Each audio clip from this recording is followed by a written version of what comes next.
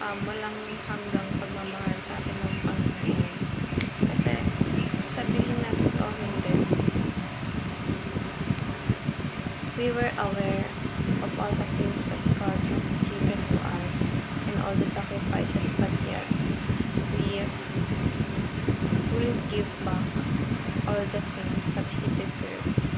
So, in that way, syempre, hindi na disrespect din natin ng Panginoon. Kasi syempre, ikaw ba hindi ka mahihiya if ever meron tayong kaibigan na bigay siya ng bigay ng financial support, pero tayo hanggang sa nagkaroon na tayo ng ability to gain more, and siya naman yung parang syempre hindi naman nag-ask for what, pero at least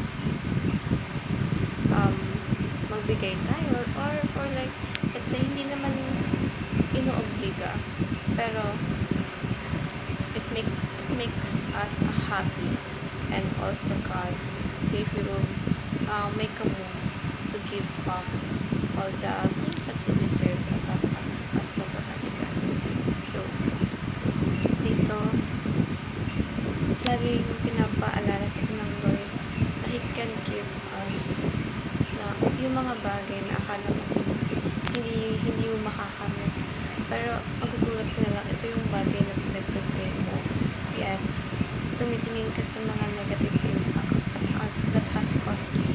For example, you pray na sana magkaroon ka ng work, pero after mo makuha yung work na yun, you feel exhausted with that certain scenario.